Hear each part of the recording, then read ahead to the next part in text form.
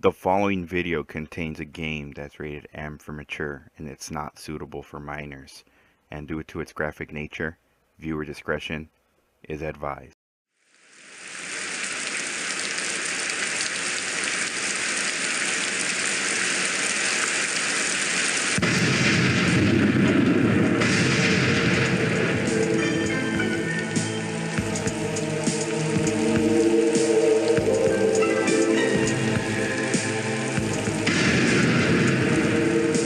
Thousands of years ago, in a battle with the fallen elder god known as Shinnok, I was responsible for the death of an entire civilization.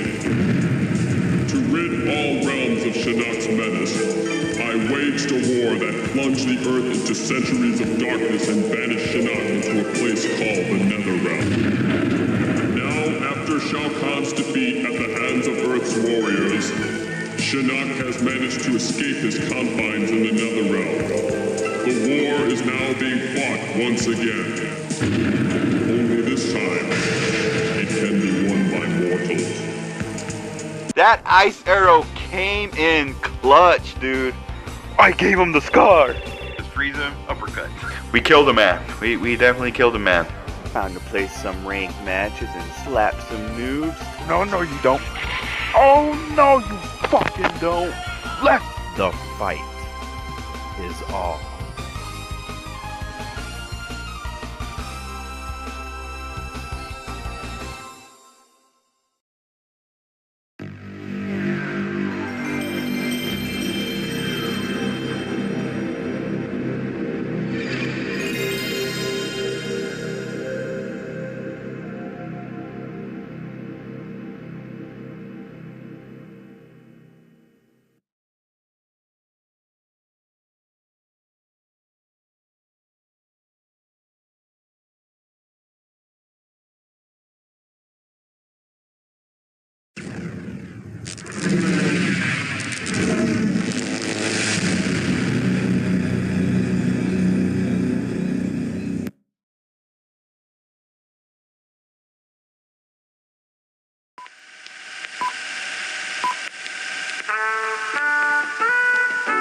Eurocom Developments Limited Entertainment Software Games. Electronic fun for everyone.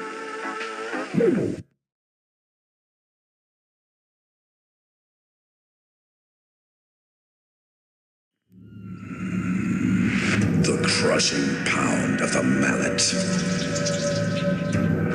The shattering blow of the club. The slashing edge of the blade.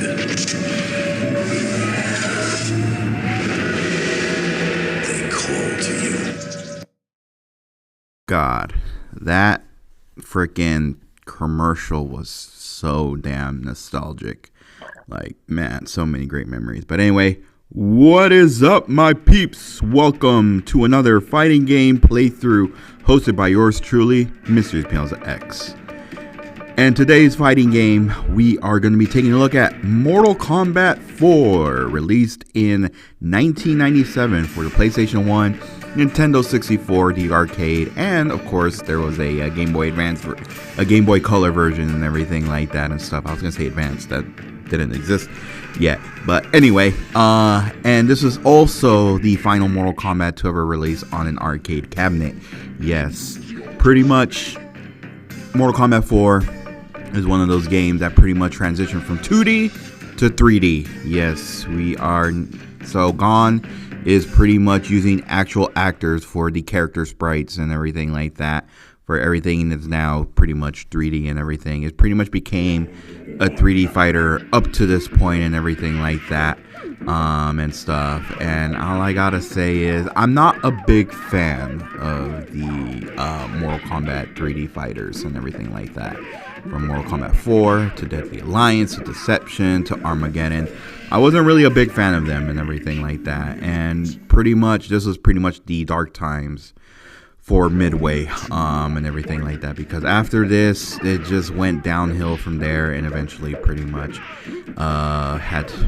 the studio pretty much shut down and everything like that. And yeah, I will say Mortal Kombat 4, honestly, it's fine. I will say, and stuff. Like, I had some great memories playing the game and everything like that and stuff. I just never had any fond memories of playing the other games and everything. Like, it's not Mortal Kombat. It's not what I remembered it, pretty much, and everything. Like, I get what they were trying to go with and everything like that, but that just wasn't it. Like, honestly, like, I get what they were trying to experiment and everything. And I'm just really glad that, you know, when MK9 came out, they pretty much went back to you know, they went back to formula and everything. Pretty much that game, you know, paved the way for Mortal Kombat games after that. But yeah, Mortal Kombat 4, fun game, and everything. Here, Johnny Cage. Yeah, you could see from my expression, I'm like, ugh.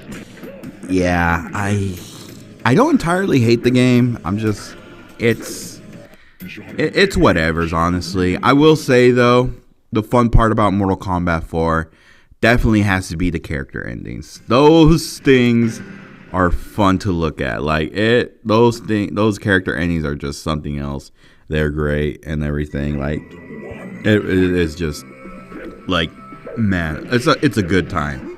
And me and my friends from Planet X, we joke a lot about these games, and we joke about, you know, the endings and everything like that, especially Reptile's ending is something else and everything, and that's part of the reason I wanted to choose Reptile for this playthrough, but I was like, nah, because literally Reptile dies in his ending, and I'm like, wow, great, freaking, we became a character. Like, imagine you choosing your favorite character in a fighting game, only to get offed in his or her ending and everything like that. Like, you know, just imagine the frustration. That's like saying in Street Fighter, where I choose Ryu and everything. Like, I'm really excited to play my boy and everything, and all of a sudden his ending, he just gets killed off. I'm like, oh my lord. But anyway, here we are. So pretty much Mortal Kombat ditches all, like, the fun stuff, like the friendships and animalities and everything like that, and just pretty much goes straight to the fatalities and everything and stuff. Reason being is because, well, since it's transitioned to pretty much 3D, it was very hard for them to pretty much, you know, render those and everything like that and stuff. So they just pretty much went straight for the fatalities and everything like that. Again, this is literally the first game where pretty much they ditched the actors who pretty much are used as sprites and everything in the game, like actual actors in their games and everything like that and stuff. And it's a real shame because, man, that, you know, still blows my mind. It's like, holy shit, like the fact that they got actual actors to pretty much, you know, make these animations and everything. Like, it's like remarkable and everything like that. So I was all like, man, there was a last Mortal Kombat game that featured that, and that's of course Mortal Kombat Trilogy.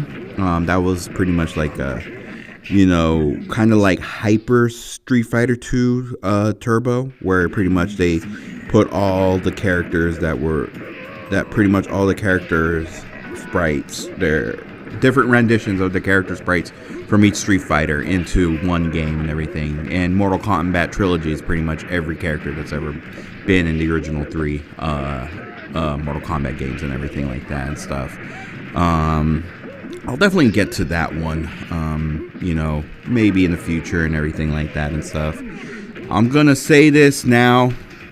After this, I'm probably not gonna do this Deadly Alliance or Deception or Armageddon or Mortal Kombat versus DC Universe, because again, I'm not a big fan of the 3D Mortal Kombat games and everything. Eventually, maybe I will, but after this, you know what game we're skipping to.